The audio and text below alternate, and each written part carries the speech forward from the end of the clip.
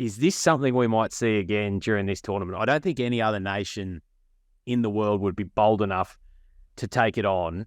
And it was born out of an injury in the warm-up to Willie LaRue, and Nino explained it as we've kind of had this training management load and we'd flog the guys who weren't playing on Friday night, so we didn't want to bring one of those in at late notice and getting them potentially having to play 60, 70 minutes if there was an injury. But, geez, the way they replaced all 7 forwards 7 minutes into the second half there in almost an entirely new pack, the thrust, the energy, the physicality that they got out of those replacements.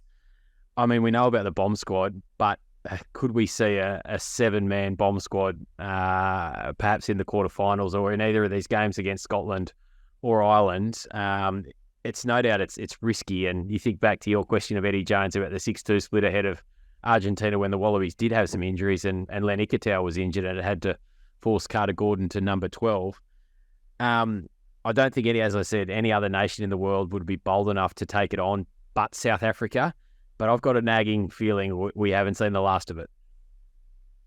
Yeah, or World Cups when you've got tournaments, and now it's gone from 31 squad to 33. So there probably won't be as many kind of moments or the necessity to do that like it might be in past World Cups. But I'm not sure. I don't know if you'll have that going forward too many times. I think that's another case of preparation of coaches and managers, ensuring that their wider squad is getting worked in ways that you might not necessarily see or imagine by just the guys that go on there. Like, I think that's smart from South Africa. But if that's a quarterfinal or a semi-final and you lose your 10 or you lose whatever player it might be, and it really comes back to bite you in the backside, that's a howler you've had. So I certainly hope Australia and Eddie Jones doesn't do anything like that. But he did joke at one point in time, didn't he? Oh, we might do a 7-1 split. And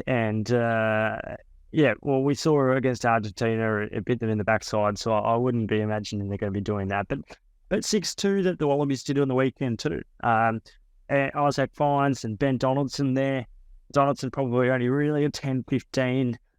Carter Gordon had to push to 12 at one point in time when Lala Kaifaketi went off for a HIA check. So, yeah, like the thing is, South Africa, you know what you're going to get from a defensive point of view. They're all going to be physically strong enough to withstand some of those things. I just don't think that some sides like Australia can. We saw all that with Carter Gordon kind of getting targeted, and we know Ben Donaldson throughout the Super Rugby season struggled in that defensive side of the game too. So, yeah, I don't know if I'm as optimistic about that as you, Brucey, with the 7-1 going forward. As I say, I don't think anyone else would attempt it bar South Africa, but I just feel if they saw an opportunity to really put the pressure on up front and go back to high balls and just throw these guys, these gigantic humans that they've got coming out of their eyeballs in South Africa, they might be the team to do it. But yes, an incredibly risky play. They got away with it on the weekend, but who's to say that the next week they might suffer 3 injuries in the back line and it's as you said, an absolute catastrophe.